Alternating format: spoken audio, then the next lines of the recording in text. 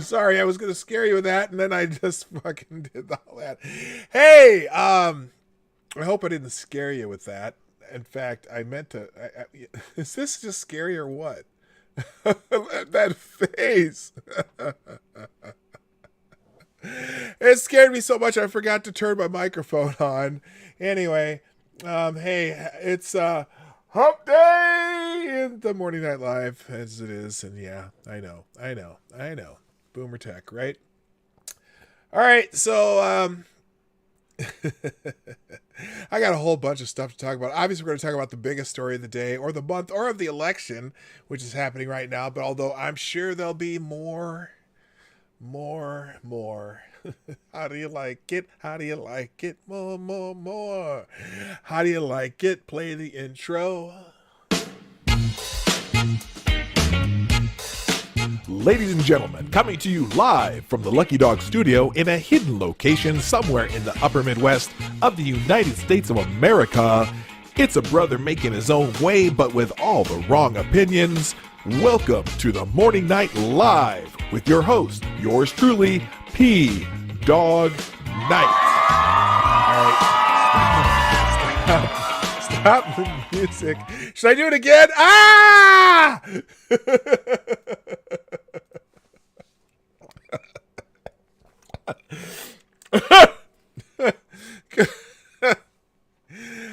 Good morning, everybody. Welcome to the Morning Night Live with your host, me, Marty, also known as PDawgKnight on the internet. Welcome back to the PDawgKnight Channel. It's the 23rd of September, Wednesday, hump day on the Morning Night Live.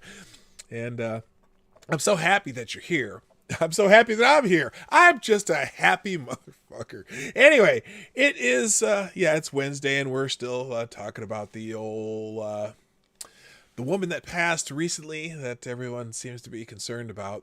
You know, someone asked a really good question yesterday on one of those, and sometimes people on YouTube who have enough subs can do that thing where you just post something. And they posted this great question. Will Ruth Bader Ginsburg, who is lying in state as we speak, do you think she'll get as many funerals as George Floyd?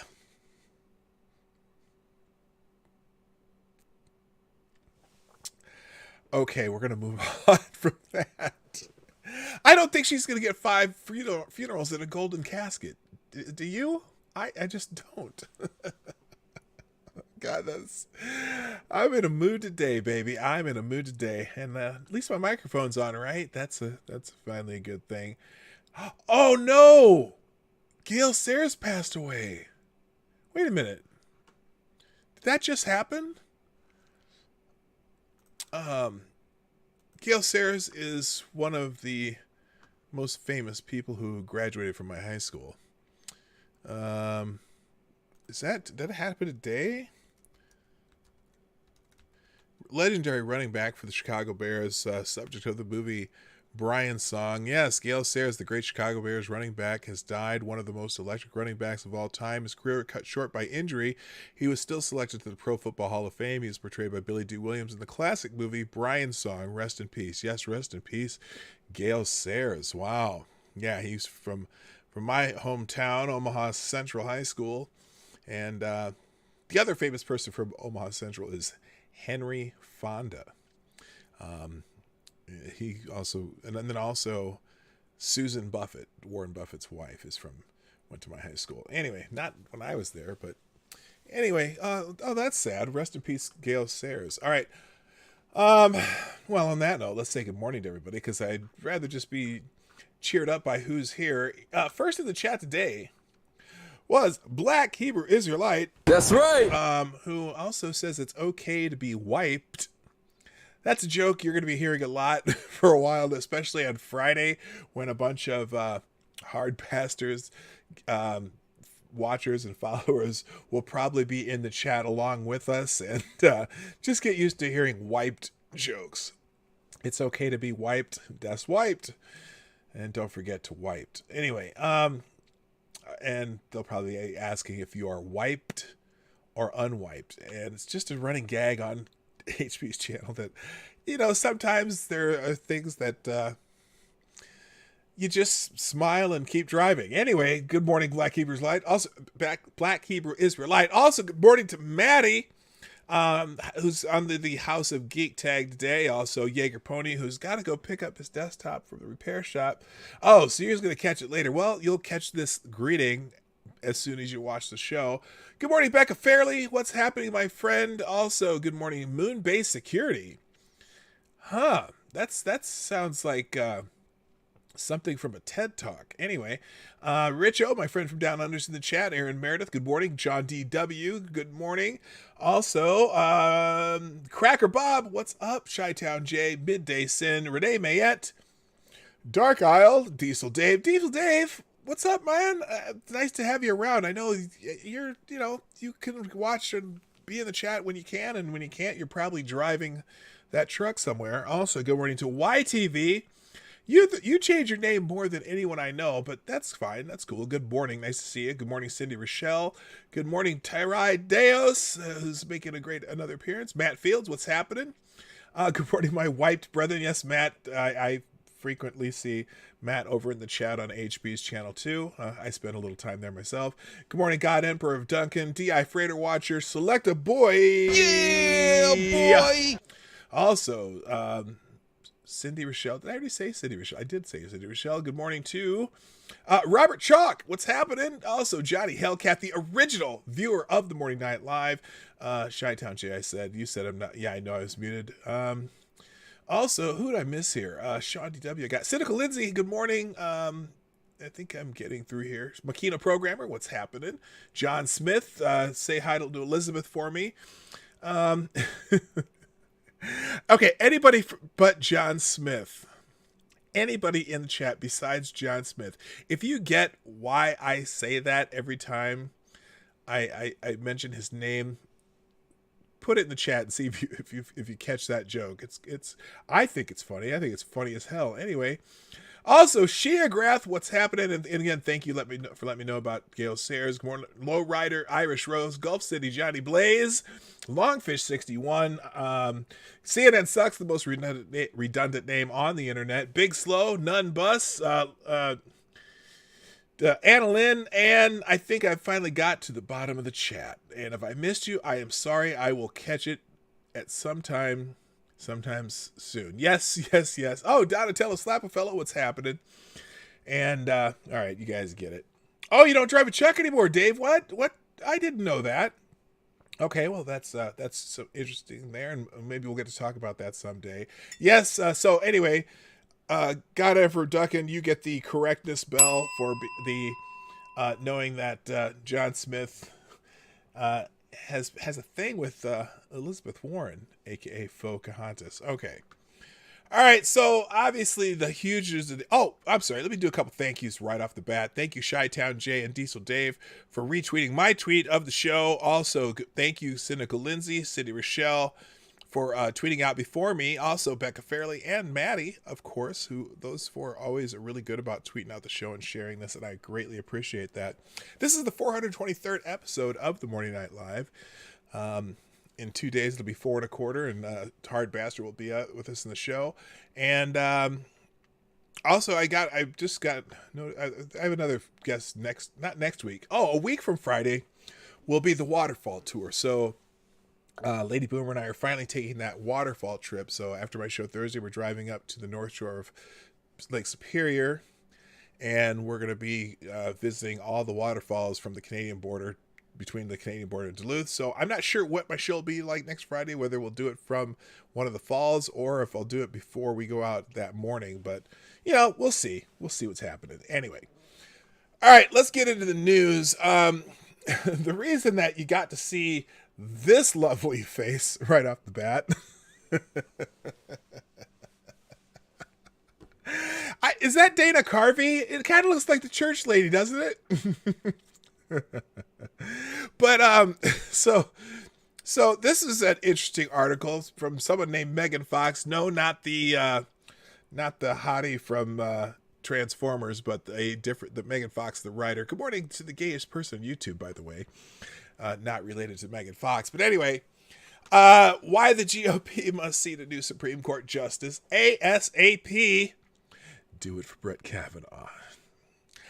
That's a weird phrase, isn't it? Isn't that just knowing everything went on with the Kavanaugh confirmation and do it for Brett Kavanaugh? That just there's something that doesn't ring right about using that phraseology. But anyway, yeah, that's Dana Carvey playing Christine Blasey Ford. Anyway, revenge is here's what Megan writes. Revenge is a dish best served cold. And the remains of the confirmation circus surrounding Brett Kavanaugh have just gotten cold enough to serve up a giant plate of gag-worthy retribution. Don't see there's little. I could make innuendo out of anything. Anyway, gag-worthy retribution to well-deserving Democrats hee-hawing about the dying wishes of the notorious RBG. The non-stop braying by Chuck Schumer and anyone else on the blue side of the party is reaching deafening levels of, but her dying wish was... I still haven't found that clause in the Constitution, by the way. Whatever. We can't hear you because we've stuck our fingers in our ear and are humming some kind of tune that sounds like the hills are alive with the sound of Democrats crying on Twitter. You fuckheads. Anyway, this is the moment we've been waiting for since Christine Blasey Ford took the stage with her grating baby voice and testimony full of holes and slander.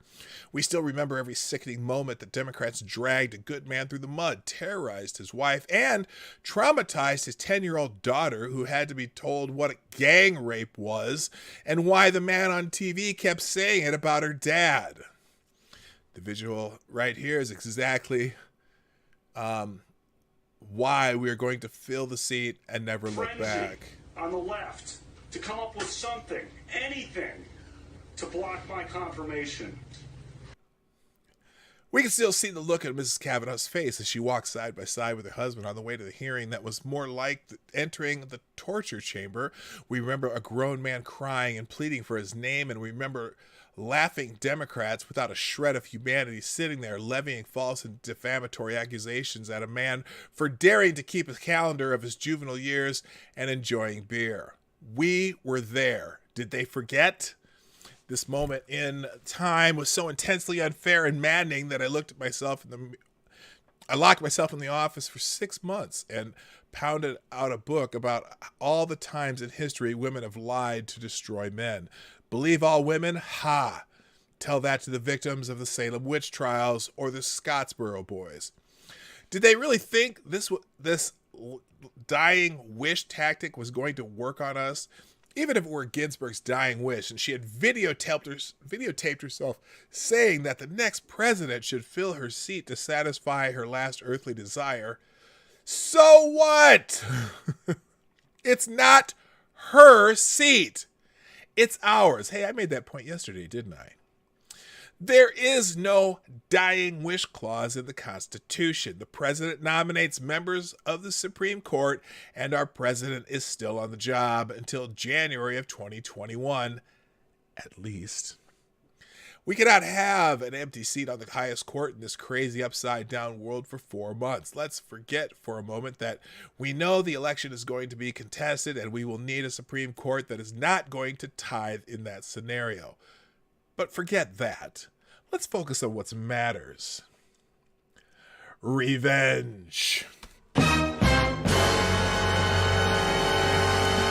This is for you, Kavanaugh family, and any other action that immediately filling and confirming that seat with the president's choice is a capitulation to the terror tactics the Democrats unleashed on the Kavanaughs. It would be an admission that what they did was legitimate and what can be done again, and can be done again.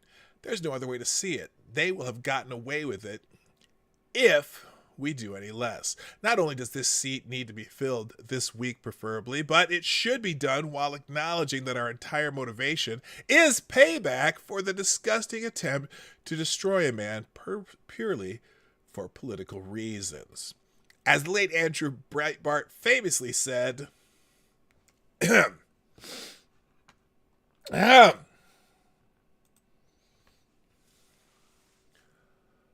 fuck you. Did I do that right? Is that kind of how he said it? I think that's how he said it. I'm just trying to. Oh, by the way, thank you very much. I appreciate it. Thank you.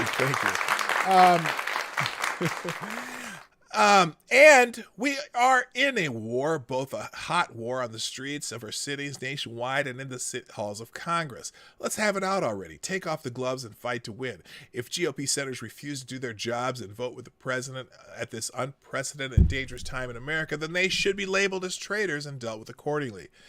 This is not a joke. Our enemy is as serious as a Molotov cocktail through your window, so you better catch up. Capitulation to dying wishes. Oh, I should put this back on. Capitulation to dying wishes, or some sense of honor or better than them idiocy is not an option. There is no honor among thieves, and any amount of appeasement is seen by those criminals as weakness. I'm tired of a weak GOP. Grow a spine and get in there and do your jobs already. Replace and confirm immediately. Offer no regrets and no apologies. And when the brain turns into screeching and rioting, simply respond, for Kavanaugh. Yeah, well, that's an interesting editorial. And what is this? There's a fruit fly. Got it. What the hell's that doing down here? It's in my basement. I didn't leave any food down here.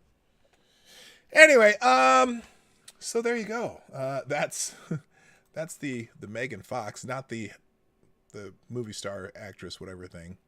But anyway, she beat cancer. The TDS is what took her out. It could be, RPG equals WAP.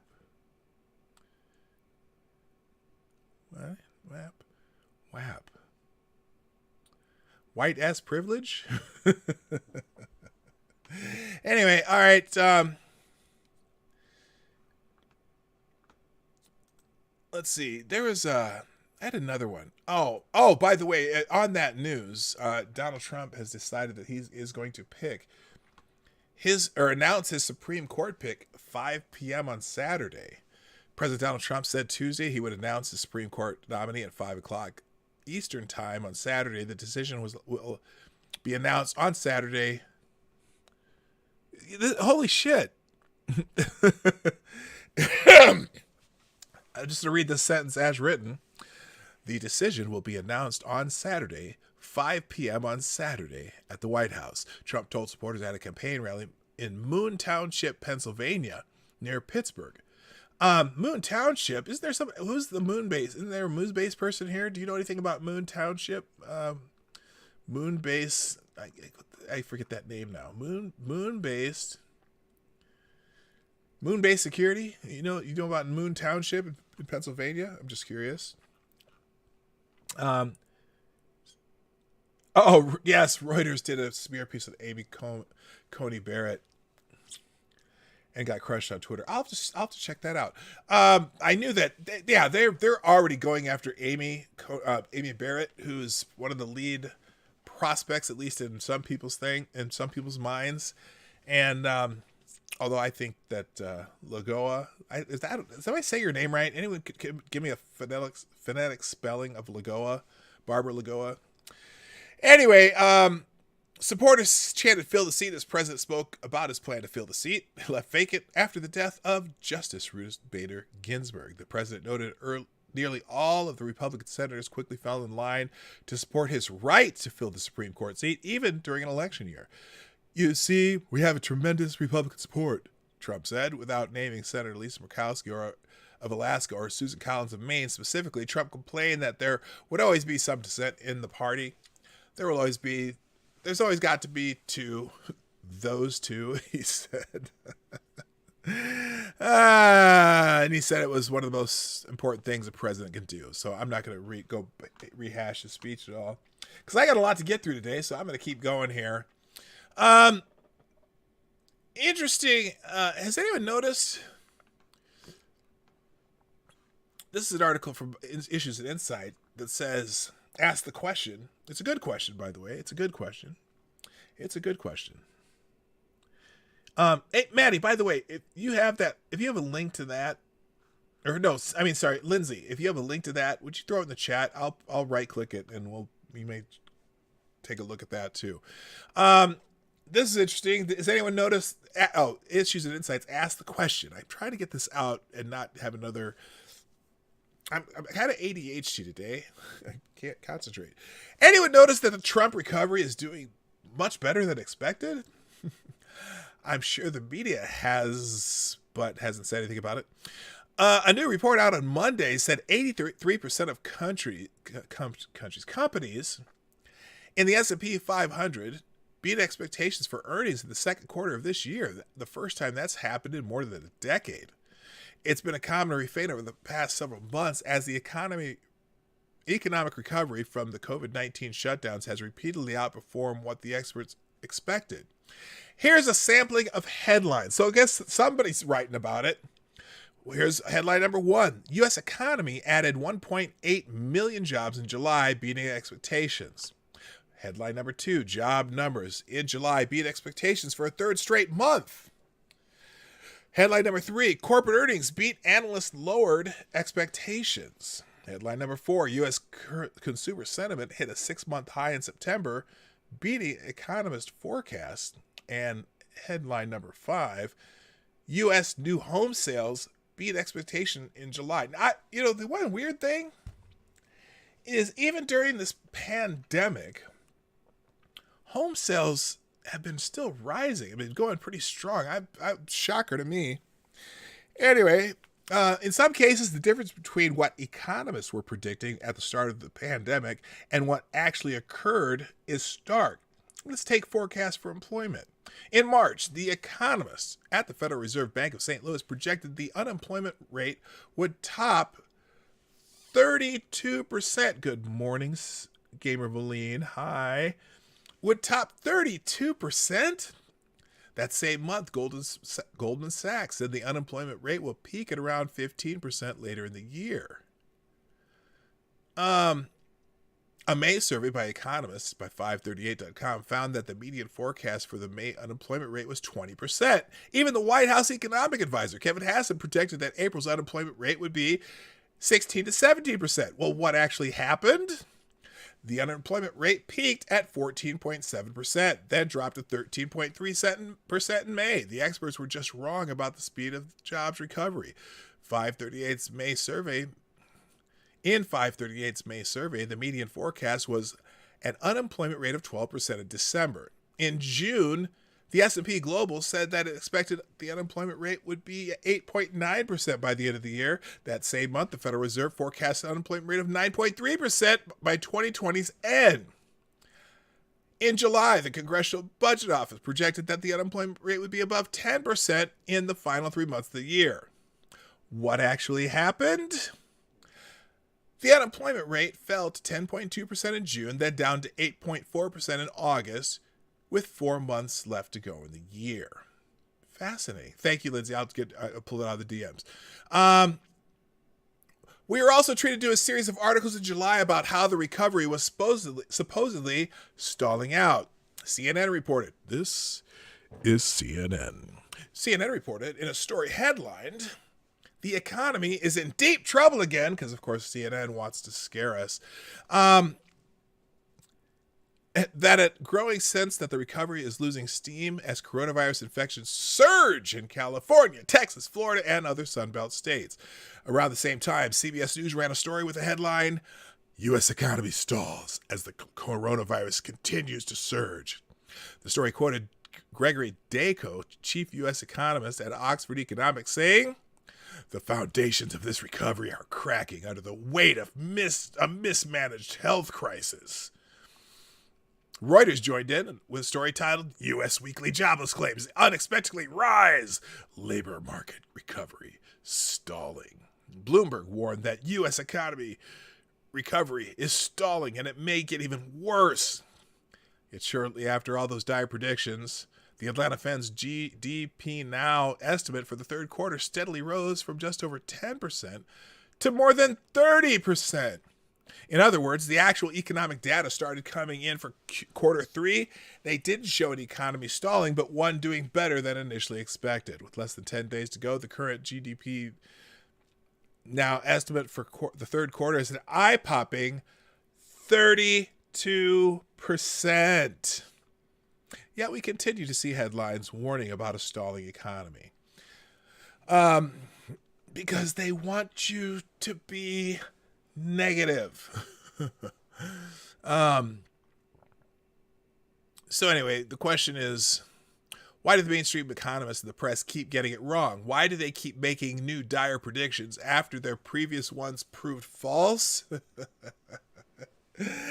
I don't think anyone really wants to answer that because they want everything to be doom and gloom. Anyway, is it a result of flawed Keynesian-style economic models? Mainstream economists, remember, are using the same economic models that predicted a robust recovery from the Great Recession under Barack Obama, only to find those forecasts hopelessly optimistic.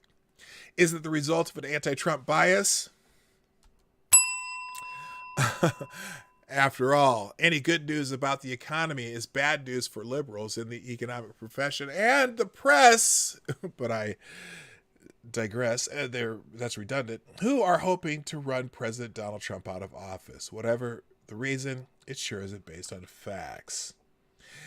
Donatello Slapfellow says the news isn't getting anything wrong. They just lie. Yes, they do lie, don't they? All right. Well, I'm going to take a short commercial break here, and then we'll get back into it in a moment.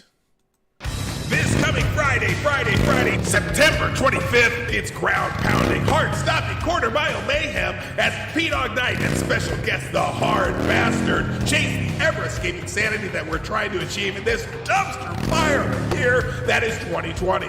Down the rabbit hole of death that is our current political landscape in these United States of America. Be there at 10 a.m. Eastern, 9 o'clock Central, this Friday on the Morning Night Live, only on the PDawgKnight Channel. Bring your own coffee and a comfy chair, but you'll only need the edge. Be there.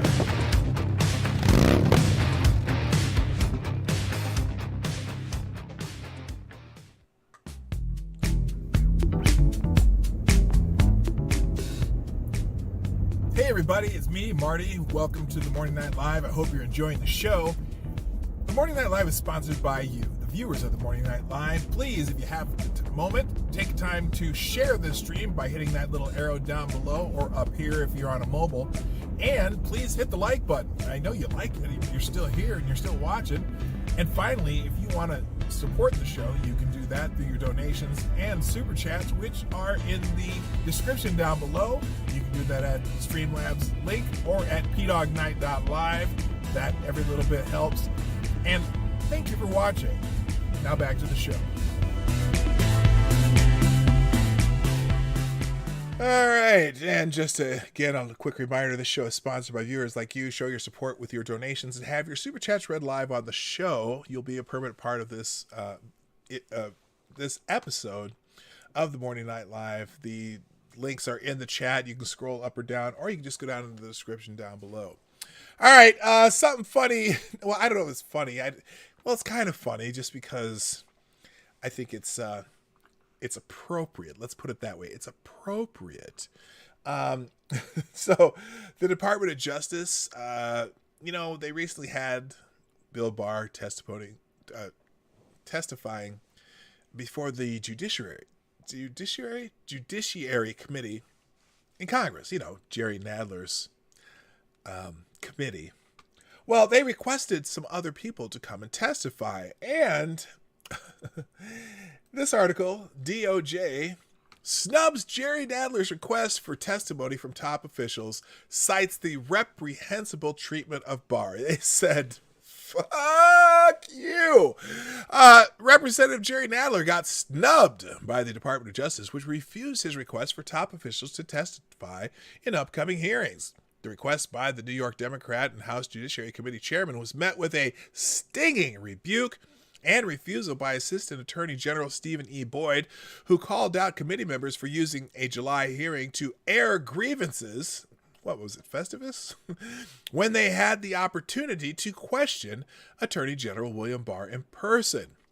Nadler called for appearances by Assistant Attorney General Eric Dryband, Bureau of Prisons Director Mark Carvajal, and U.S. Marshal Service Director Donald Washington. The officials were requested to appear before the subcommittee on the Constitution, Civil Rights, and Civil Liberties. Whoa, man. There's our first super chat. I have my headphones up too loud. I know that. All right. Good. I'll finish that in a second. The officials were requested to appear before the subcommittee on the Constitution, Civil Rights, and Civil Liberties, with one of the meetings reportedly scheduled for this Thursday, according to Fox News. Thank you for the $2.23. God Emperor of Duncan, who says, bounce. That is all. Well, okay. Bounce. Bounce with me. Bounce with me.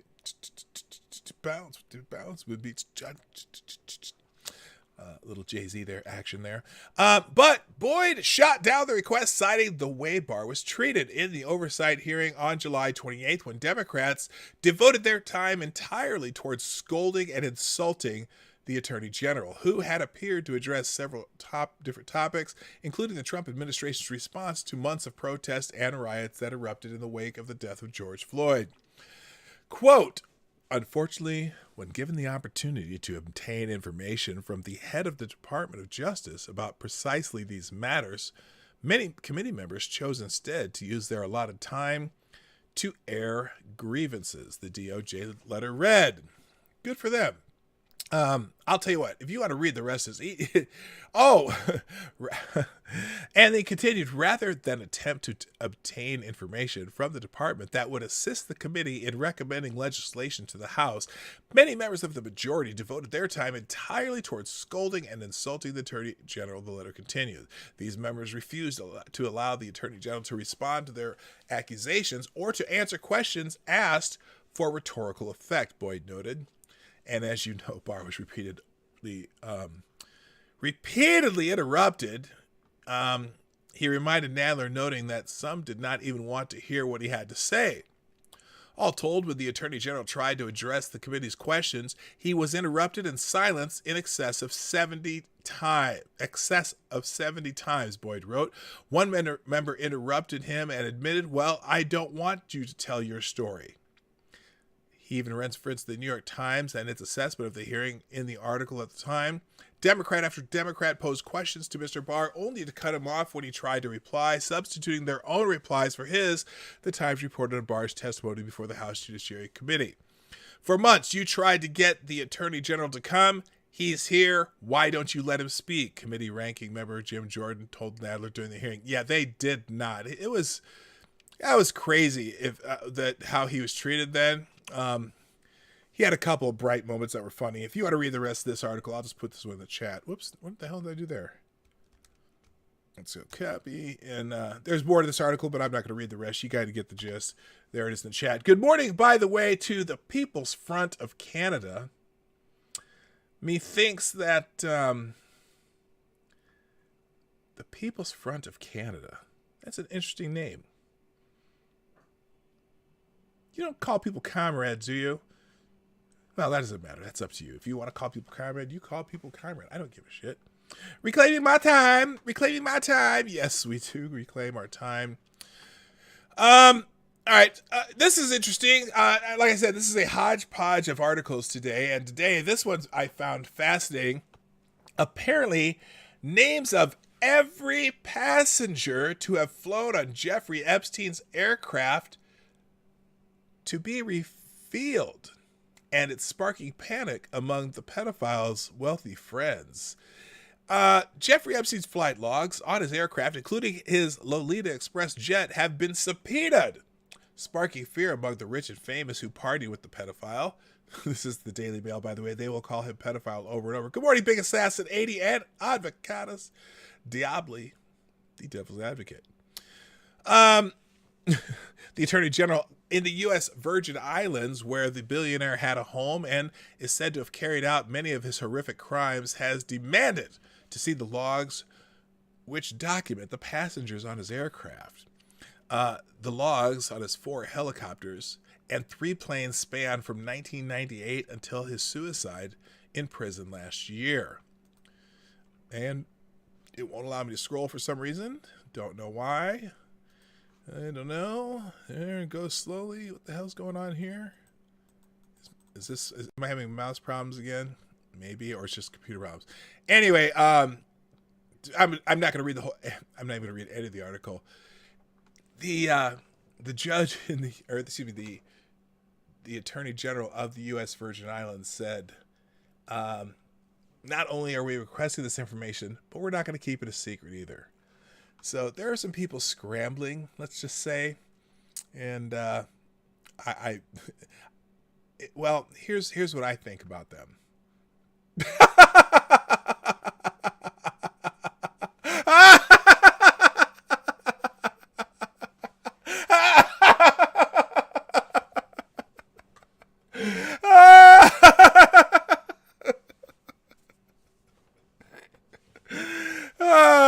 Fuck off. All right. Now that I got that out of my system, let's go to some bookmarks that I've made. Like I said, it's a hodgepodge today. There are just some funny things. Some are funny, some are, I don't know. Oh, wait, messages. I was going to check my messages here. Let's check this article real quick. Thank you, Lindsay. All right. So Reuters puts out this stupid ass article.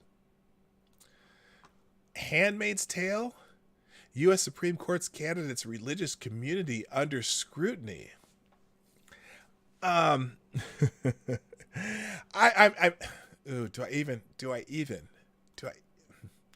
Let's just give you the gist of what this article's about. U.S. Supreme Court nomination looms, a religious community draws fresh interest from news agencies. People of Praise, a self-described charismatic Christian community, has faced renewed interest since U.S. President Donald Trump put one of his purported members, Judge Amy Coney Barrett, of the 7th U.S. Circuit Court of Appeals, on his short list of candidates for elevation to the Supreme Court. Doesn't she look really nice? She just looks like a nice gal, doesn't she? Like a nice fresh face, and anyway, she's quite brilliant though. The group says on its website it is made up of liberals and conservatives with a mixture including Roman Catholic and Pentecostal traditions, though at least one expert and a former member consider it very conservative. Until 2018, it used to use the term handmaid for its female leaders. Now, why would they use the word handmaid? Come on, man. You've been waiting for that one. The group has declined to confirm or deny whether Barrett was a member, since a New York Times article in 2017 said she was in the group, citing unnamed current and former members. Oh my God, did they use unnamed sources? Shocker. It says it leaves it to members to disclose any involvement. At the time, Barrett did not respond to requests for comment from the Times. Anyway, the point is here's the point. People of Praise has about 1,700 members in 22 cities in the United States, Canada, and the Caribbean, according to his website, which was founded in 1971 in South Bend, Indiana, also home of the Catholic-led University of Notre Dame. We admire the first Christians who were led by the Holy Spirit to form a community, the website says, tracing its origins back to the late 1960s, when students and faculty at Notre Dame experienced a renewal of Christian enthusiasm and fervor, together with charismatic gifts such as speaking in tongues and physical healing. Oh, they're trying to make her out a crackpot. Zero the Hero, good morning. Good morning, MC is in the house. Hammer time. And then its most devoted members make a lifelong commitment to the group, known as a covenant. From 1970, women with leadership roles in the organization were called handmaids, but that changed following the popular 2017 to present Hulu television series The Handmaid's Tale. Based on a 1985 book by Margaret Atwood, the dystopian story is set in a future United States where the rules of the male-dominated society are based on the leader's twisted interpretation of Old Testament scriptures. So it's a hit piece. Let's keep it 100. It's a hit piece on Amy Coney Barrett talking about this group that she's supposedly a member of. Are they witches? Good question. Because the people who wrote that article are bitches. Anyway, so apparently the ratio here is pretty good. People throwing up dumpster fires and shit, and lots of people giving her shit about this article. Or that person's shit, but thank you, Cynical Lindsay, for drawing that one to my attention. Also in my bookmarks today, this is hilarious, and I'm gonna full screen this bad boy. This is so there's a place called Saddleback College, and they held a discussion on they were holding a discussion on getting a new school mascot. Okay, so at Saddleback College, they were looking to get a new for him to be murdered. Oops, anyway, I have just the idea for a new Hang on. So this young man decided to make a suggestion, and I think it's very interesting. It's very in tune with the times, I think. It's what you just got to listen to and enjoy. So here we go. The Saddleback College discussing a new school mascot. All right. Thank you so much, Cameron. Let's now welcome Cole Hirsch. Hi. How are you? I wrote a little pitch, if I could read through that. Please. Dear Saddleback College, let's face it, our mascot, the Gaucho, is racist, and it's time for him to be murdered. Anyway, I have just the idea for a new progressive mascot for your school.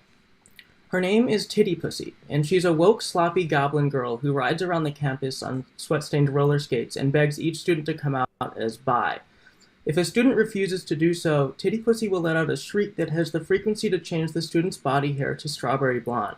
Then Titty Pussy will say, "Tough break, Straighty. Have fun sticking out like a sore thumb should you ever visit a beach in Palestine." At sporting events, instead of displaying kiss cams on the Jumbotron, Titty Pussy will instead screen promos for her OnlyFans, which mainly consists of her getting off to the school flag. During halftime, Titty Pussy will do her signature dance move, the pop lock and swap it, where she'll make the team swap mouth guards to reassure the fans that none of the players are homophobic. If either team refuses, she'll take a knee for the rest of the game, right in the middle of the field. So, thank you for your time, and I hope you can consider Titty Pussy. All right. Okay, just a question for the chat. If you think that this college, with the Saddleback College, should change their mascot to Titty Pussy, put one in the chat. And or should they keep Gaucho, the racist, sexist, whatever? Yes, it is a troll job. Yes, whoever's asked that. Yes, Cynical Lindsay. That was a troll in their meeting. By the way, thank you, RVA Dar, for retweeting the show. I appreciate that. All right, back to. Oh, that is so bad. Anyway, back to the bookmarks. What else do I have all kinds of stuff here today. So let's talk a little bit about court packing as opposed to any other form of packing. I don't know what that would be. Oh, well, that seems like a popular name. Titty Pussy. But I'll sub Titty Pussy to Titty Pussy's OnlyFans. Groucho. Okay. Well, no, they had a picture of Titty Pussy. It was a girl in a turquoise dress with polka dots and on roller skates, and then had, what was it? I could go back. Well, I'm not going to go back. Anyway, so right now the left is having a roaring debate on whether the best way to protect judicial norms is to pack the court or begin to ignore Supreme Court decisions. Now, they're talking about norms that the Republicans are breaking, and their take is, well, here's their thing. By the way, I do have my reparations coffee. Thank you for the 420 super chat. Mr. Mr. Black Hebrew Israelite. That's right. Who says, I would like to nominate John McCain Cancer for the Nobel Peace Prize for removing a major impediment to world peace. That's right. Too soon? Fuck him. That's right. That's a quote, by the way, in Minecraft. But you know, John McCain was always talking about how war solves everything, and he didn't have a country that he wouldn't like to bomb. Anyway, good morning, Meckwal Depot. How about the fuck her right in the pussy guy? Okay, that would be a fantastic mascot too. Anyway, so Democrats have another option, and this is literally an article by someone, Ryan Cooper.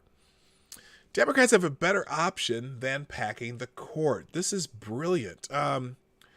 With the unfortunate death of Supreme Court Justice Ruth Bader Ginsburg, Republicans are licking their chops at the prospect of a 6-3 conservative supermajority on the nation's highest legal body. This would be an obvious violation of the principle Senate majority. Wait a minute. Hang on. I'm going to try to get through this sentence without laughing. This would be the obvious violation of the principle Senate Majority Leader Mitch McConnell announced in 2016 to prevent Democrats from filling Antonin Scalia's seat after he died. But McConnell was lying then, just as he's lying now about the supposed distinction. Well, what distinction? It was a Democrat president, a Republican Senate, and the Republican Senate was the last to get elected, so roll the dice, baby. And he hit a 7 right off the top and won. So there you go. Now this is a liberal publication.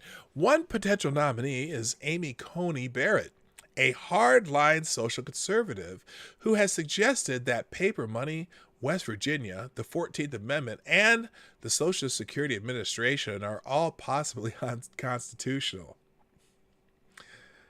I think he's being facetious. I'm not sure, though. While Chief Justice John Roberts has shown some political discretion in his rulings to date, should another right-wing extremist like Barrett be confirmed, he will no longer be the swing vote on the court. Seems quite likely that Roe versus Wade and the Affordable Care Act will be struck down,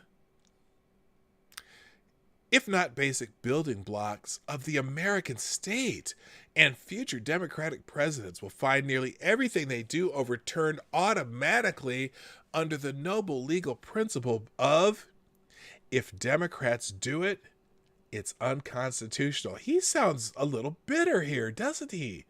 Goodness gracious. Anyway, in response, even moderate liberals are proposing a variety of bold options, like adding additional seats to the court, as Franklin Roosevelt once tried to do, to push the court to stop overturning his New Deal programs, which were mostly unconstitutional. However, there has been comparatively little attention to the simplest and easiest way to get around potentially tyrannical right-wing justices. Just ignore them. The president and Congress do not actually have to obey the Supreme Court. What have they been saying about norms? What they said something about norms, right? Yeah, that's what I thought so too. That's what she thinks. Anyway,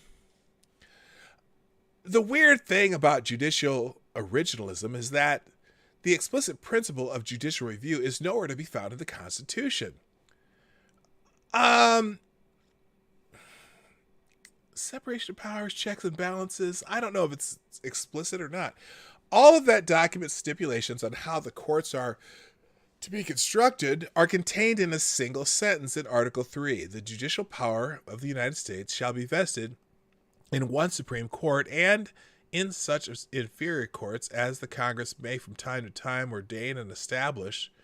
Actual judicial review was a product of a cynical power grab from Chief Justice John Marshall, who simply asserted out of nothing in Marbury versus Madison that the court could overturn legislation. But it did it in a way to benefit incoming President Thomas Jefferson politically so as to neutralize his objection to the principle. Jefferson famously hated judicial review. In one letter, he said it is a very dangerous doctrine indeed. So, is this person saying that Roe versus Wade could be ignored? Huh? Anyway, if you, oh man, I don't know if see, here's the thing they keep doing. Just like when Harry Reid changed his stance on the rules for filibustering when it comes to judges.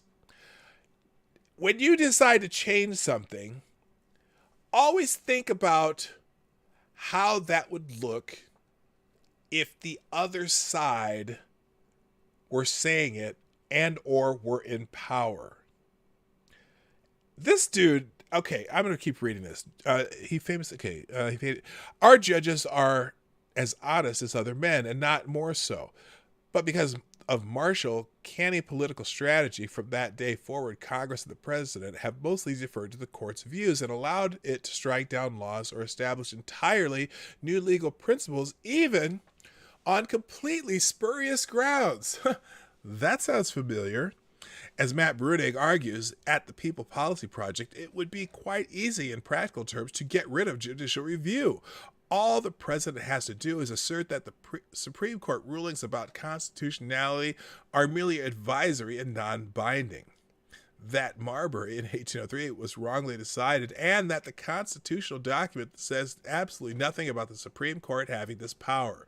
So, for instance, if Congress were to pass some law expanding Medicare, and the reactionaries on the court say it's unconstitutional because of Cthulhu Fetching, the president would say, no, I am trusting Congress on this one, and I will continue to operate the program as instructed. Here's what else is funny. What else is funny about this? Yeah, gay marriage could be ignored. Lots of things could be ignored that are pretty much, holy shit. You see, again, this is a person assuming that Joe Biden's going to win and the Senate's going to turn to Democrats. This is amazing that someone would write something like this. Because think about it. All right, you're writing this article. Think about it. You're the writer of this article, right? And as you're writing this, you're assuming that Joe Biden, why you always hiding? With you, I'm not riding. Campaign like Poseidon. Joe Biden. Come on, man. Oh, sorry, Joe. Shut up, Joe. Anyway, if you're writing this article, assuming that Joe Biden's going to be the president, Chuck Schumer is going to be the Senate majority leader, and Nancy Pelosi is your House Speaker, and just fuck the court. We want this. We're going to do it. We don't care what the court says. But on November 3rd, 2020, Donald Trump wins the presidency with an overwhelming majority of the popular vote and the Electoral College. The Senate holds its current majority, and the House changes hands. Are you still going to write this article? Are you still going to write this article? Now, this article goes on and on and on. How about they should just ignore the courts. Something that the judicial review process is pretty much a precedent, right? Since President number 2. Oh, excuse me, President number 3. Thomas Jefferson was the third president. I forgot about John Adams. Been doing this since what year did they say? 1803. We've run this way now. Yeah, it does. I guess it doesn't say specifically in the document that that's the way you do it. But imagine the Supreme Court rules against President Trump over anything in his second term. And Donald Trump says, well, you know, there's this guy in the week who said, it's just a suggestion. Fuck it. We're going to do it anyway. All right. Quick to the super chat. Black Hebrew Israelite. That's right. With another 420. We're doing the 420 John today. Who says, Black Hebrew Israelite says, I would like to nominate RBG's cancer for the Medal of Freedom because this bitch believes that Americans do not have to own guns. That's right. That's right.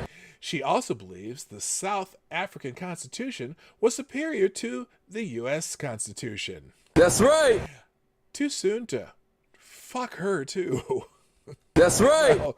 No, it's too late. I did not just say that. Thank you, Black Hebrew Israelite. And you are the superstar donor of the day so far. All right. Anyway, yeah, this guy goes on and on about why the president and the Congress can ignore Supreme Court decisions. Oh boy! Good morning, K. Shull. How you doing? Nice to have you here.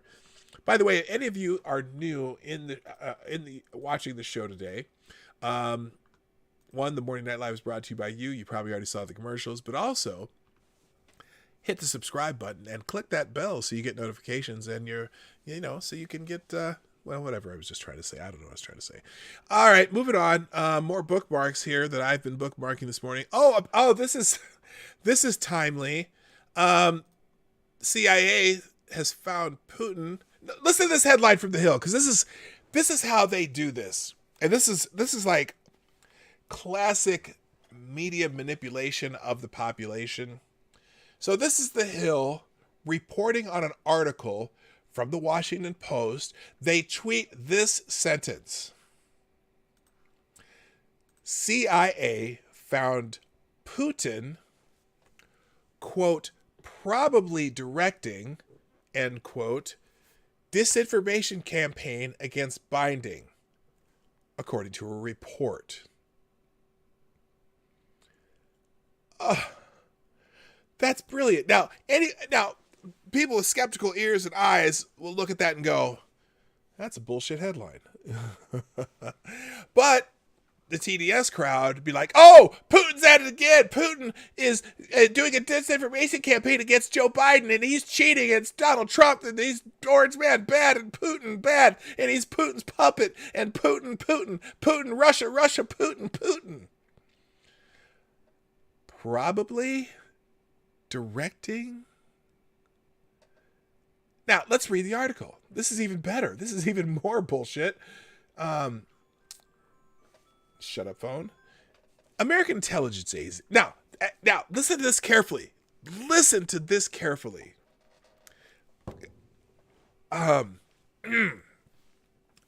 American intelligence agencies believe Russian President Vladimir Putin is behind a disinformation campaign targeting Democratic presidential nominee Joe Biden, according to a report. Key word in that sentence: believe. Don't know. A top secret CIA assessment concluded Ukrainian lawmaker Andrea Derkach. That sounds like Bearcock. Where's Bearcock been? I haven't seen him around in a while. Anyway, Derkach engaged in peddling, quote, disparaging information about Biden inside the United States through lobbyists, Congress, the media, and contacts with figures close to the president. Get this. 2 sources with knowledge of the report told the Washington Post. Oh, it's just classic. So they're referencing a Washington Post article with anonymous sources who says the American intelligence agencies believe, as in their tweet, probably directing. This is like, remember they were doing the intelligence assessments on Russian meddling during the whole Russia investigation, and the assessments from the the CIA and the NSA. Highly confident, moderately confident. And I kept saying, my analogy is, you're just about ready to get married, and just the day before the wedding, before you're gonna, split off and not see each other until you get on the altar, and the bride says to the soon-to-be bride says to the soon-to-be groom, "Honey, do you think we'll be in love forever?" And the groom-to-be says, "Well, I'm highly confident that we will." Or, "Well, dear, I'm moderately confident that we will." Now you know what highly confident and moderately confident means. Anyway, so this says in this article, "We assess that Vladimir Putin and the senior-most Russian officials are aware of and probably directing Russia's influence operations aimed at denigrating the former U.S. vice president, supporting the U.S. president, and fueling public discord ahead of the U.S. election in November." Now, who the fuck needs Russians to do that? The former vice president denigrating himself every damn day. You just have to listen to him try to make a speech or answer a question that he doesn't have a teleprompter for. And as far as fueling public discord, what are they doing? Going and paying for the Black Lives Matters and Antifa riots? Not the protests. The protests are fine, but the riots. What did they do? Did they pay Derek Chauvin to not pay attention to what was happening with George Floyd when he was dying of his fentanyl overdose while he had his knee on his neck? What the hell kind of assessment is this? It's all to, oh my God, it's just, they're, this is their, what do you call it? They're like a goalie in hockey, right? Okay, so now they're playing goalie in hockey by saying, "Oh, well, we're going to say that Russia's doing this." Boom, block that shot. Oh, we're going to say, oh my God, it's insanity. And then it goes back to, the Senate Intelligence Committee found Russian agents meddled in the 2016 presidential election, using social media and other methods to mislead voters about then Democratic nominee Hillary Clinton's campaign and bolster Trump. How? Have you seen the ads? Half of the ads were on her were favorable to her. Oh my God! But they just rewrite shit over and over. This guy, Dominic Mastrangelo, I gotta look up and see what else the fuck he's written. But see how they do it though? That's how the Steele dossier got out, right? So they had this guy make up the fake Steele dossier, right?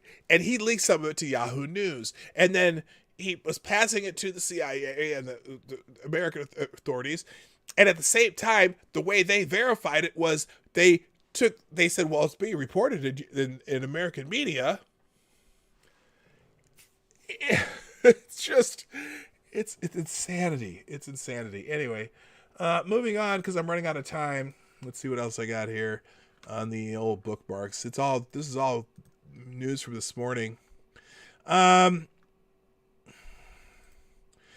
This article from the Washington Examiner. This isn't a matter of opinion Democrats have for months proposed packing the courts. Yeah, this is to pretend that there's some kind of two-sided thing going on here with this whole court thing. Remember, by the way, let's just remember how Democrats have treated these court battles in the past. What the fuck is this shit? Get off my screen. I don't want that. This is... Thank you. Get out there. Remember Robert Bork, Clarence Thomas. What was the dude? Miguel Estrada. They've been... The Democrats have been playing power games with the courts forever. Anyway, stop dumbing down the definition of court packing. This is by Tim Carney. Last week, a few hours before Justice Ruth Bader Ginsburg died, Senate Majority Leader Mitch McConnell said he would pledge a few things not to do, including packing the courts. This left liberal reporters and commentators astounded and angry. Not packing the courts? ? We're not packing the courts. Right. Now, this is not a matter of opinion. Democrats have for months proposed packing the courts if they get a majority, and Republicans have not proposed it. That is, if we use the term packing the courts according to its original and most common meaning over the past 80 years. These days, when Republicans want to fill a vacancy, Democrats want to change the law in order to gain an instant majority on the court, and journalists want to cast these two actions as equally audacious. It's popular to create new, less clear meanings to the term. Court packing is generally a reference to President Franklin Roosevelt's threat in 1937 to add 6 justices to the Supreme Court to create a majority on the court that would allow him and his congressional majority to do whatever they wanted without fear of being struck down as unconstitutional. FDR backed down from this threat after 2 conservative justices switched and voted to allow New Deal expansions of federal powers. Worst decisions ever.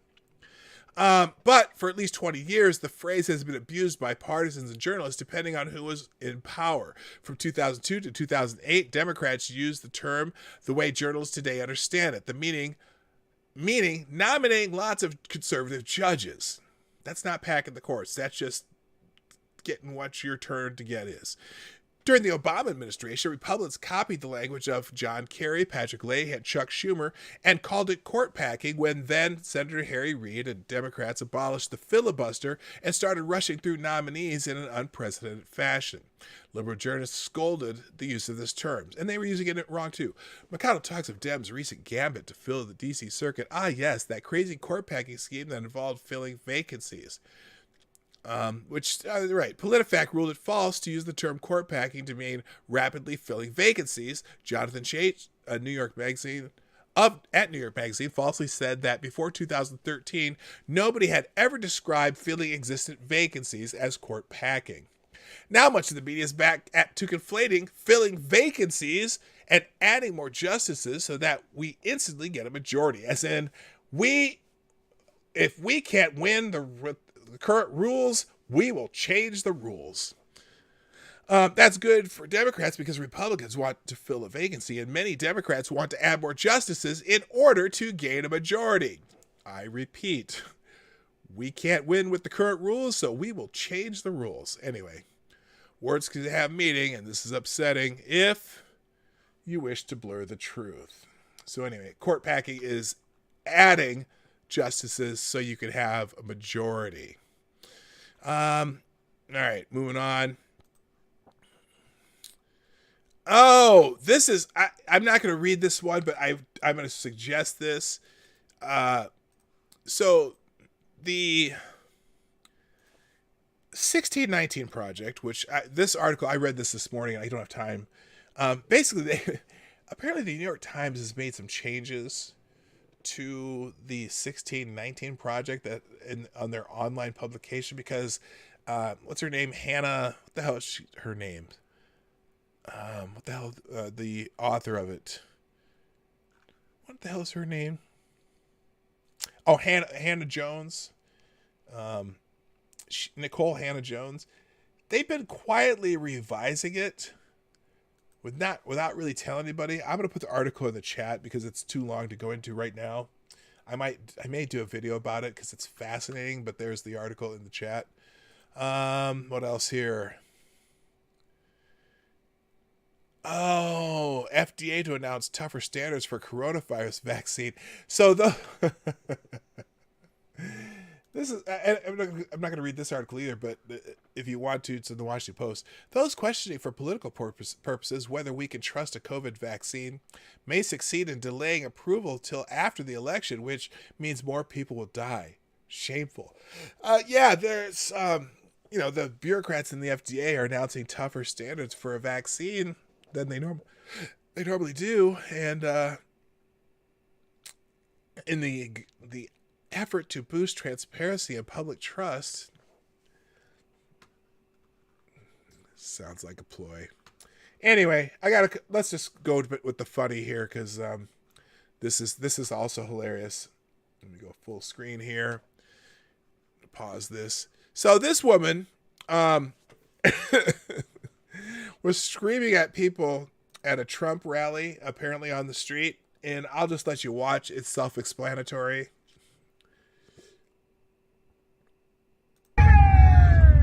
So she's there. Oh yeah, fuck you. Oh, she hit the car in front of her. That's what's that called? Instant karma. Instant karma's gonna get you. And look at the person driving by laughing at her too. And oh, she's flipping somebody else off. There's the police officers saying, "Hey, dumbass, pay attention to what you're doing."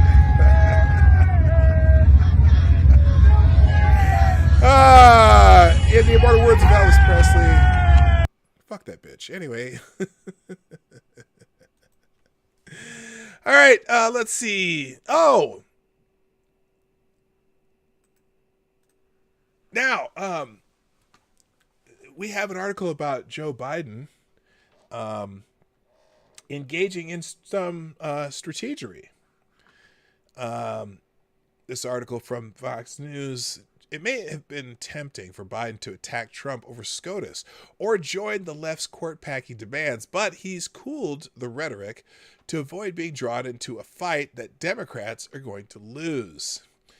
Fascinating take on this, why Biden is sidestepping the SCOTUS fight and won't embrace court-packing. Joe Biden's lead in the presidential race hasn't changed all that much. Oops, that's we did one of those things. Since he surged to the nomination, and the last few days help explain why. The former VP has refused to be heavily drawn into the issue that has fired up Washington, Twitter, the press, and liberal Democrats everywhere. That's redundant. The sudden Supreme Court vacancy.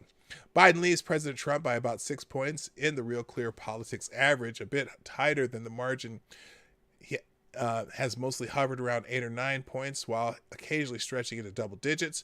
And yes, some battleground states are even more competitive. He didn't lose his lead during the pandemic. He didn't lose it during the lockdown. He didn't lose it during the protests and the riots, which caused many pundits, including me, to question whether he needed to speak out more forcefully against urban violence. Now some of this can be explained by the fact that Trump, who dominates the news, and Biden, who's been in politics for 47 years, are so well known. The public view of both men is pretty much set in stone, except for a shrinking core of undecideds who, in a half a dozen states, will probably decide the election. But in the wake of Trump's rush to fill the seat held by Ruth Bader Ginsburg, an effort that became a certainty with Mitt Romney's support yesterday, Biden stood his ground. It might have been tempting to launch a hair-on-fire crusade against Trump's move, given that Biden worked with Barack Obama in a failed attempt to push the Senate Republicans into voting on Merrick Garland. And yet, when Biden gave nearly a half-hour speech in Wisconsin on Monday, he didn't even mention the Supreme Court. Hi, Kessler. It was the clearest sign yet of Biden's belief that most voters are not animated by the divisive fight that is consuming many in Washington, says the Washington Post. Well, if it's the Washington Post that says it, that is all I need to know. I'm not sure that that calculation is correct, but I know that Biden is selling himself as a calm and measured deal maker who would usher in a return to normalcy. He's calm because he's not always sure where he is. So he just sits there. Anyway, here is how he asked Mitch McConnell and company not to push through a Trump nominee 6 weeks before the election. Action and reaction, anger and more anger, sorrow and frustration at the way things are in this country now politically. That's the cycle that Republican senators will continue to perpetuate if they go down this dangerous path. He urged GOP lawmakers to de-escalate and follow your conscience and don't go there, which has precisely zero impact. It's now clear that Biden gauges his impact on the news cycle as when Green Bay station WBay asked him about the court vacancy. It's a legitimate question, but let me tell you why I'm not going to answer that question, because it will shift the focus. That's what he wants. He never wants to talk about the issues at hand, and he will always try to change the subject. Let's say I answered that question. Then the whole debate's going to be about whether Biden said or didn't say. Biden said he would or wouldn't. Now, hold on. What did he say? He never wants to talk about the issue at hand. I kind of think the issue at hand is a Supreme Court vacancy. The hell are you talking about, Joe? Come on, man. Oh, for fuck's sake. Oh, but by the way, Joe Biden is on record opposing court packing, and I'm not sure about what did he say about adding more states, whatever. Anyway, yeah, so he's basically staying away from the issue. He's basically staying away from every issue. Is the debate tomorrow? Is that tomorrow the first debate? What's the date? 23, 24th? Yeah, I think it's tomorrow, isn't it? Oh man, I would love to be the moderator at a debate like that. That'd be kind of fun. Cause I would not let them answer without answering questions. If you stay on task, motherfucker. Donald, stay on task. I asked you this question and you're answering something else. Joe Biden, you better answer my question. Don't go off into some tangent now. Hey, Cairo, what's happening? And Chauncey Stewart, what's happening?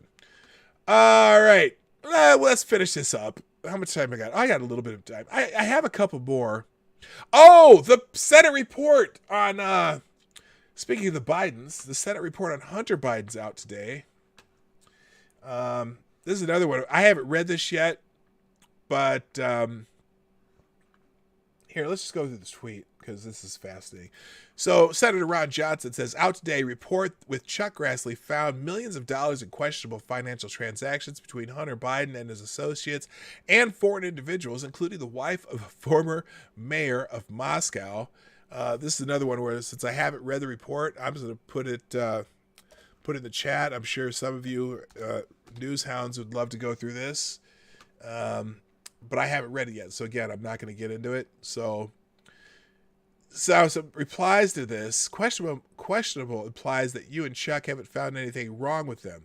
It's almost like you'd compare it to Ivanka getting Chinese patents during a trade war, or Jared getting a bailout for the Park Avenue money pit from Mideast when he is there on government business. How many visas did Jared's family give out to Chinese investors? How did his family have access to visas? They probably already were there anyway. We don't care about this. Pass a relief bill, your constituent. Oh, interesting. Some people are interested. So anyway, so you get to hear about Hunter Biden if you read that thing. And let's see. The last two I'm going to do are... I have three here. I have several. Oh, wait. I know what the last one I'm going to do is. I don't know if I can get away with putting it on the screen, though. This is YouTube. Here's more on that report. This is the New York Post article. And I got 3 here. Let's go through the post articles. So this is the today pop up. Let's go. Come on, New York Post. Always fuck with me. Oops, wrong screen. There we go. All right, Senate Republicans release explosive report on Hunter Biden. That's the one I put in the chat. Senate Republicans have released their long-awaited report on Hunter Biden's work for Ukrainian gas company Burisma Holdings during his father Joe Biden's time as vice president. The 87-page report was released Wednesday by Senate Homeland Security and Governmental Affairs Committee Chairman Ron Johnson and Senate Finance Committee Chairman Chuck Grassley, who oversaw the probe since it was launched last year. The investigation and subsequent report were hampered by delays, the first due to the impeachment proceedings earlier this year, and then by the coronavirus pandemic. The probe found that in 2015, 2 Obama administration officials voiced concerns to White House officials about the possibility that the younger Biden serving on the board of Burisma could create the appearance of a conflict of interest, as his father oversaw the Ukraine policy. The report states that when the Obama White House knew that Hunter's position prevented the efficient execution of policy with respect to Ukraine, the investigation has illustrated the extent to which officials within the Obama administration ignored the glaring warning signs when the vice president's son joined the board of the company owned by a corrupt Ukrainian oligarch. The report executive summary stated. So anyway, I put that in the chat. You could, if you were interested, read it yourself, or you could. I'll put the post article in there too.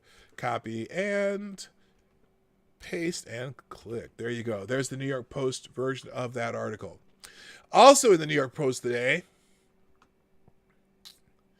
University of Cincinnati professor on leave for calling COVID-19 Chinese virus. Huh.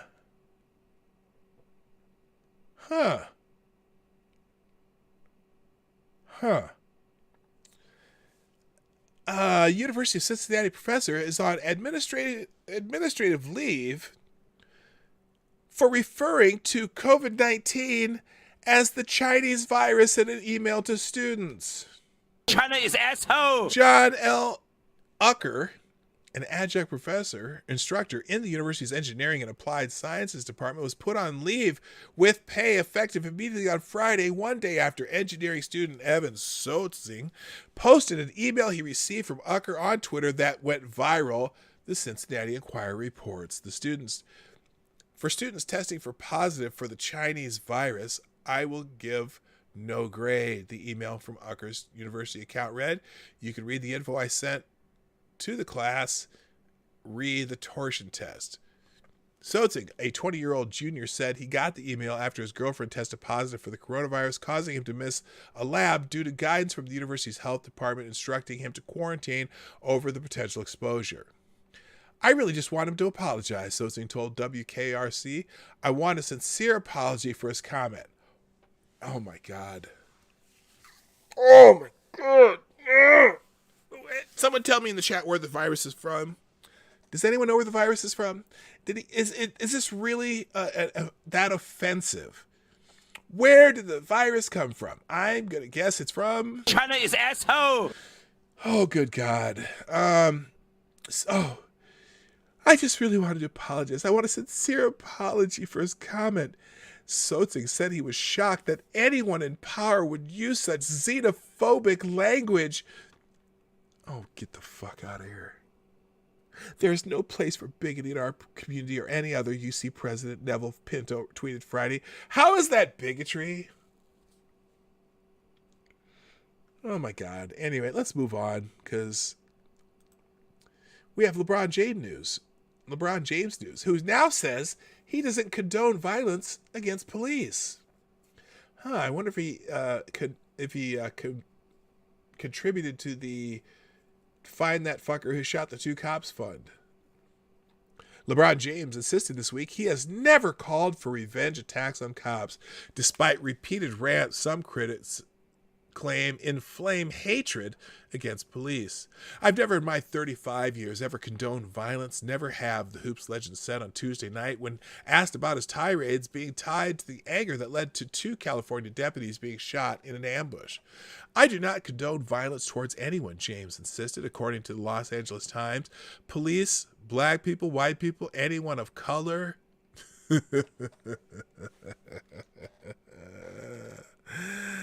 Oh God! Anyone of color. Okay, not anyone not of color. Wait a minute. Listen to this list: police, black people, white people, anyone of color, anyone not of color, because that's not going to ever make this world or America what we want it to be.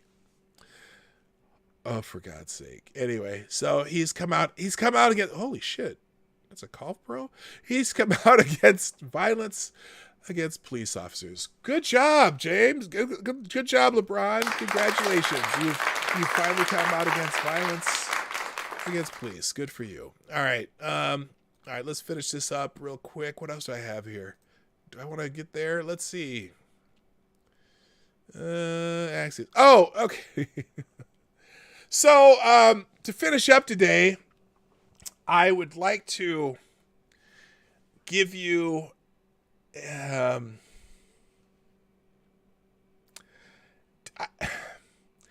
don't really know how to describe this adequately. It's, Not to go after it's, dirty hang on, cops. no, Do you know who elects the DA? It's, We do.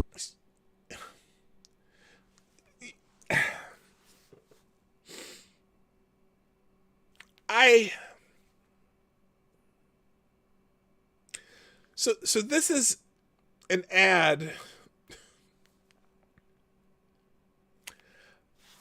I'll tell you what. I'm just going to play it, and hopefully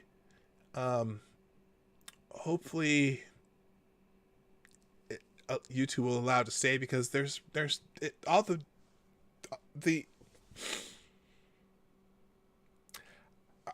I think it's self-explanatory, and then I'll talk about the reaction. Get your booty to the pole, get your booty to the pole, get your booty to the pole, get your booty to the pole, get your booty to the pole, get your booty to the pole, get your booty to the pole, get your booty to the pole. Just wait. Do we get your attention? Good. So, you really not gonna vote? You know it's more than just the president on the ballot, right? Check it. A district attorney decides who to prosecute, Including whether or not to go after dirty cops. Do you know who elects the DA? We do, but you don't want to vote. Can't make it rain if you locked up on some bullshit. Want trades and coding taught in our schools? Then vote for the school boards that will prepare us for the job market. Want to end cash bail? Well, then vote for the sheriffs. Wait a minute. Hold up. Listen, what did she just say? Then vote for the school boards that will prepare us for the job market. Us? Hoes on stripping poles? Okay. Want to end cash bail? Well, then vote for the sheriffs and county officials that feel the same way you do. But you talking about, oh, they gonna pick who they gonna pick, shawty. Ferguson just elected their first black mayor. You know how that happened? It's clear black lives don't matter to some of our current elected officials. Oh, really? If they matter to you, then don't let other if they people matter decide to you, there's a whole lot of black lives you ain't even thinking about. Gonna run your community. Get your booty to the poll. Get your booty to the poll. Get your booty to the poll. Get your vote. Stretch. For information on how and where to vote, as well as resources to find out who's running where you live, go to getyourBootyToThePoll.com. Get your booty to the pole, get your booty to the pole, get your...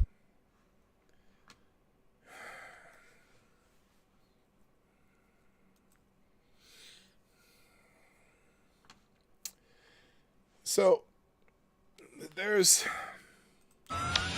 actually somebody on this planet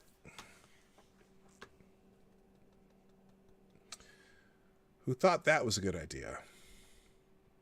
Now, the person who brought this to my attention, hello Francis Barrett, hello used 003. The person who brought this to my attention was the world famous Tariq Nasheed. And I thought, actually, his take is actually a pretty good one as he posted this. Tariq Nasheed says, instead of talking about our tangibles, this is what the white Democrats think will appeal to us. Scratching my head. And as I load through the comments underneath this, yeah, folks, what candidate is this for? This is a Get the Vote campaign, which is nonpartisan. Really?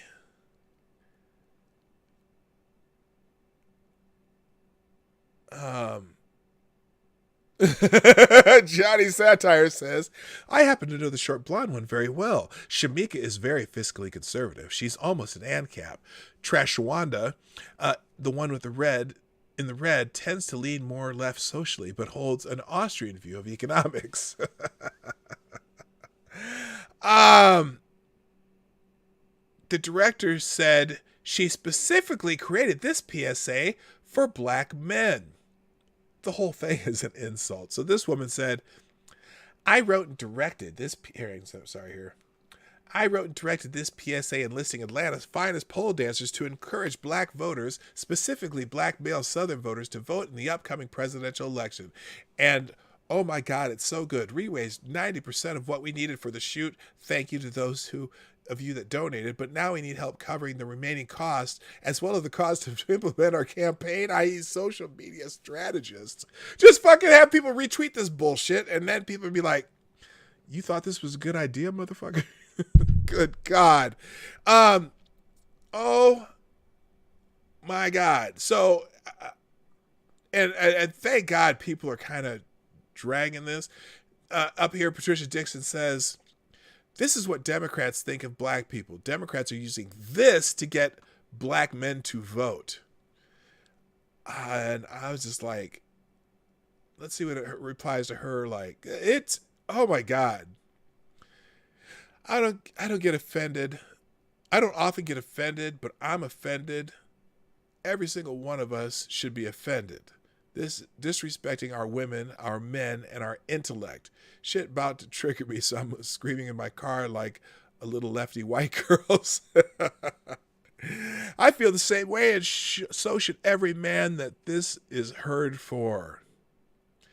This person, but this has always been the problem. When it comes to everyone else, it's what can they do for them, or what they can do for them. For us, it's hot sauce in the purse, Pusha T concerts, and they gonna put you all back in chains. We put them in the White House. They put us in the outhouse. Malcolm X. So anyway, that's that would be how they think of us black men. I'm sorry, that's not gonna get me to vote. Thank you, Gamer Valine with the 556, who says, excuse me, how dare they, that is discrimination against all those without booties. Aisha Tyler, Lana on Archer, opened her stand-up with a song about not having a booty. Well, thank you, Gamer Valine. I appreciate the 556, and yeah.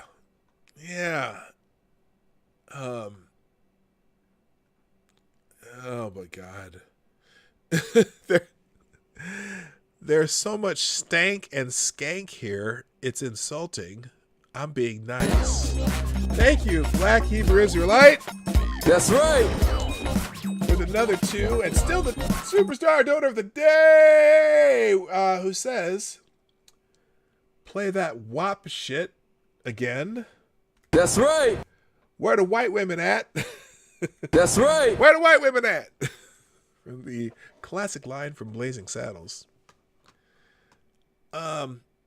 So we're gonna finish on that.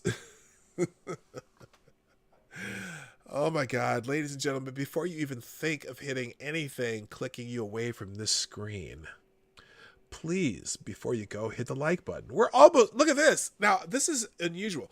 There are 45 people here and 39 likes. That's pretty damn good. That's a pretty damn good ratio. But there's a few of you still haven't, if you haven't thought of it yet, hit that like button. And the Morning Night Live is brought to you. And we're here Monday through Friday, 10 o'clock Eastern, 9 o'clock Central, 1500 GMT for my friends in other parts of the world. And hit the share button before you go. The share arrow down there, or if you're on mobile, it's up there. Share this out to your friends and neighbors and whoever. And let people know Hard Bastards coming Friday. And then also to support the channel, there's lots of ways to do it down there in the description, or you can just go to PDawgKnight.live and hit that little donations section where we do super chats. But we also do donations through Venmo and Cashapp. Oh, and then also under the super chats, you can use PayPal or you can use credit cards now. But the credit card takes less than PayPal, but not that much. They're not that different, so it doesn't matter. But I appreciate everyone who has been so generous with the super chats, and also everyone in the chat participating. Kamari Turnbolt, where you been? Have a good day. And I think that's it. So y'all have a great day. My name is Dawg Knight, and I'm out of here. Bye-bye. Hey, this is Dawg Knight, and thank you for watching today on the Dawg Knight channel. If you have an observation or remark you'd like to make about this video or my channel, I absolutely welcome you to write it in the comments section down below. I really look forward to hearing from you. And before you go, if you like what you saw but you're not already subscribed, please make sure you hit the subscribe button and definitely click that bell that pops up afterward so you'll be notified when I post new videos or when we go live. I broadcast my live show, The Morning Night Live, Monday through Friday at 10 a.m. Eastern, 9 o'clock Central. A special thank you to all supporters of this channel who share our videos on social media and who make donations through the Streamlabs link, which is also in the description down below. Thanks again, and until next time, I'm Dawg Knight, and I'm out of here.